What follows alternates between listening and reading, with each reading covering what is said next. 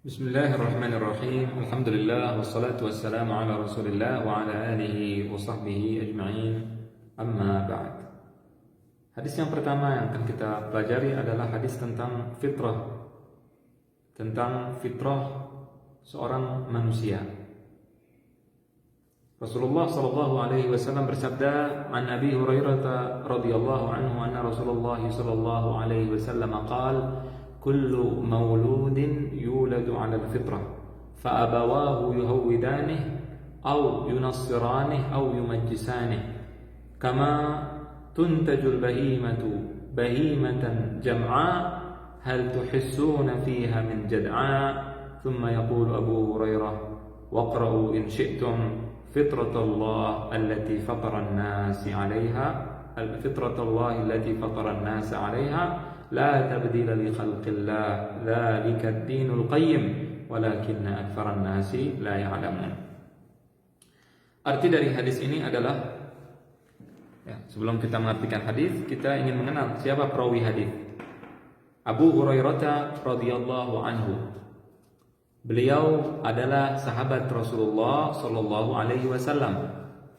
Abu Hurairah nama aslinya adalah Abdurrahman ibnu Sakhr Ad-Dausi, berasal dari suku Daus. Beliau masuk Islam pada tahun ke-7 Hijriyah, kemudian meninggal di Madinah Al-Munawwarah pada tahun 57 Hijriyah. Dan beliau adalah termasuk sahabat Rasulullah yang banyak sekali meriwayatkan hadis. Yang paling banyak meriwayatkan hadis adalah Abu Hurairah radhiyallahu anhu. Kenapa beliau bisa meriwayatkan banyak hadis? Karena Abu Hurairah didoakan oleh Nabi Sallallahu Alaihi Wasallam untuk mudah menghafal. Ketika mendengar sesuatu, beliau langsung menghafalnya. Itulah Abu Hurairah radhiyallahu anhu. Dan beliau termasuk ahlu suffah, yaitu orang-orang yang memang tidak punya pekerjaan. Beliau tinggal di masjid. Ketika sebagian orang bertanya, kok Abu Hurairah banyak meriwayatkan hadis, sedangkan para sahabat lain kurang dari Abu Hurairah periwayatan hadisnya? Maka beliau mengatakan, aku berada di masjid, aku belajar terus kepada Rasulullah ketika kalian sibuk mencari nafkah untuk keluarga kalian dan sebagainya.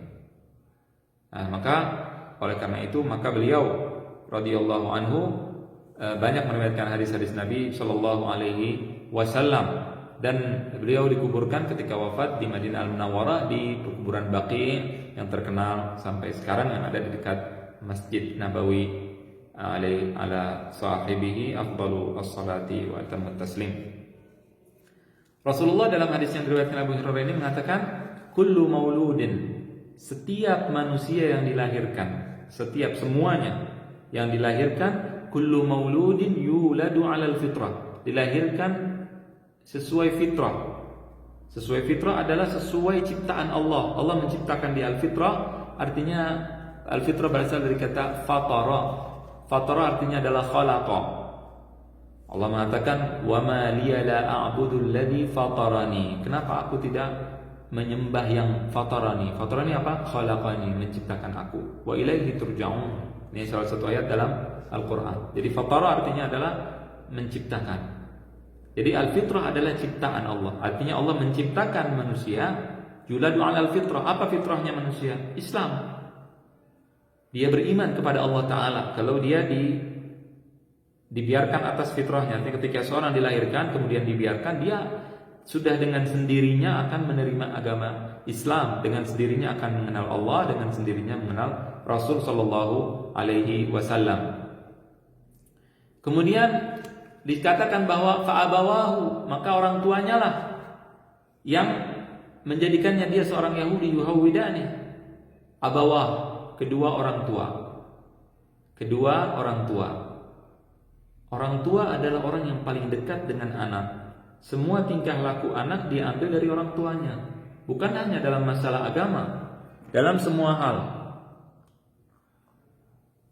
Dalam masalah agama pun sama seperti itu.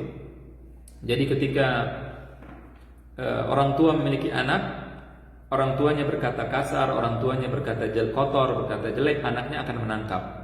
Dan anaknya lah, dan orang tuanya lah yang merubah. Anak itu tidak diciptakan untuk berkata kotor. Anak itu tidak mengerti hal-hal yang jelek. Tapi siapa yang merubah anak tadi? Orang tua. Karena kenapa? Karena orang tua yang paling dekat dengan anaknya. Juga lingkungannya tadi yang akan merubahnya. Oleh karena itu dua hal tadi harus dijaga. Orang tuanya akan merubah dia dari seorang muslim menjadi Yahudi. Fa abawahu yuhawwidaneh au yunassiraneh, atau membuat dia menjadi Nasrani. Kalau dia lihat orang tuanya menyembah salib, maka dia akan menyembah salib. Kalau dia lihat orang tuanya menyembah Buddha, maka dia akan menyembah Buddha. Kenapa? Karena dia melihat orang tua tadi. Jadi ini yang sangat penting. Au yumajisani, atau menjadikan dia seorang majusi. Majusi adalah kelompok yang menyembah api. Kalau dia lihat orang tuanya menyembah api, menyembah patung, menyembah segala macam, maka dia akan mengikuti hal tersebut. Kalau tidak, maka dia fitrahnya adalah cenderung kepada atau fitrahnya adalah kepada Allah Subhanahu wa taala dan kepada agama yang Allah turunkan, yaitu agama Islam. Kama tuntajul bahimatu bahimatan jam'a.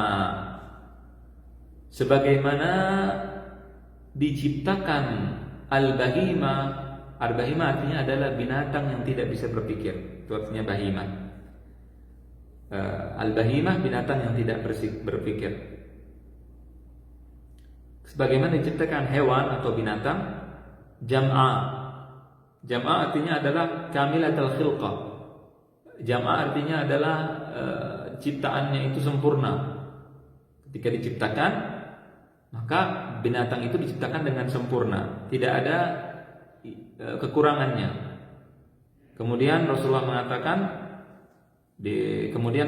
Shallallahu Alaihi Wasallam mengatakan, hal tuhissuna fiha min jad'a? Apakah kalian merasakan atau melihat ada kekurangan ketika binatang baru lahir, ada hewan yang baru lahir, maka dia diciptakan dalam keadaan sempurna. Kemudian apakah ada jad'a? Jad'a itu apa artinya? Jad'a artinya kalau kita katakan hidung terpotong, itu namanya jad'a. Atau kuping yang terpotong, itu jad'a. Artinya kuping yang terpotong atau hidung yang terpotong artinya jad'a. Nah, ketika Rasulullah mengatakan hal tuhissuna fiha min jad'a, apakah kalian lihat ada kupingnya atau ada telinganya yang terpotong? Tentunya ketika hewan baru lahir tidak ada yang masalah, mulus. Ciptaannya masih sempurna, tidak ada perubahan. Kemudian setelah itu, ketika dia sudah mulai beranjak dewasa, dia bertengkar dengan teman, dia ditanduk temannya, misalkan kalau itu misalkan kambing, misalkan ditanduk temannya dan sebagainya, atau digigit hewan. Saya bicara tentang hewan, maka di sini akan terjadi lecet-lecet dalam tubuh hewan tersebut. Ada yang hilang hidungnya, ada yang hilang kupingnya, ada yang tergores luka dan sebagainya. Kenapa? Apa sebabnya? Karena lingkungannya. Dia jalan kemudian tergores, dia jatuh kemudian terputus kakinya dan sebagainya dan sebagainya. Tadinya dia diciptakan dalam keadaan sempurna, kemudian dia berubah. Maka perubahan tadi bukan karena ciptaannya, tapi perubahan tadi disebabkan oleh lingkungan yang di sekelilingnya. Oleh karena itu, ini penting sekali untuk dipahami bahwa lingkungan sangat berperan penting untuk kehidupan seorang anak, dan untuk pemikiran seorang anak, dan untuk akhlak seorang anak. Kalau seorang menginginkan anaknya tumbuh menjadi anak yang soleh dan soleha, maka dia harus mencontohkan pada anaknya hal-hal yang baik. Karena anak tadi sudah fitrahnya, sudah ke jalan atau hatinya sudah terpaut dengan agama Allah. Cuman dia tidak tahu bagaimana caranya dia menyembah Allah. Tinggal kita yang memberitahukan kepada dia bagaimana caranya sholat, bagaimana caranya wudu, bagaimana caranya ibadah dan sebagainya. Dan anak adalah investasi terbesar untuk dunia dan akhirat. Kemudian Abu Hurairah mengatakan fitratullah, ini adalah fitrah daripada Allah, ya, ciptaan Allah yang Allah ciptakan pada manusia. Ketika seseorang laki-laki menyukai perempuan atau sebaliknya, ini adalah fitrah. Kalau ada laki-laki mengatakan saya suka dengan laki-laki atau wanita suka dengan wanita, ini tidak sesuai dengan ciptaan Allah. Dan ini pasti bisa dirubah, dan pasti itu tidak mungkin tidak, karena Allah tidak menciptakan seperti itu. Ya, ketika seorang kafir Kristen, Yahudi, Majusi, dia bisa kalau dia mau berubah untuk menerima Islam, dia bisa menerima Islam. Tapi dengan syarat dia mau berubah.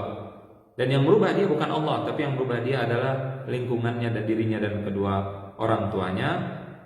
Ini hadis riwayat Al-Imam Al-Bukhari, dan Imam Al-Bukhari adalah imam di dalam hadis orang nomor 1 yang saya katakan dalam mukaddimah adalah seorang imam yang paling sahih hadisnya. Ketika kita katakan rawahul Bukhari, riwayat Imam Bukhari dalam kitab sahih, maka sudah para ulama mengatakan bahwa hadisnya adalah hadis yang sahih atau hadis yang benar sanadnya insyaallah taala dan juga matanya. Allahu a'lam.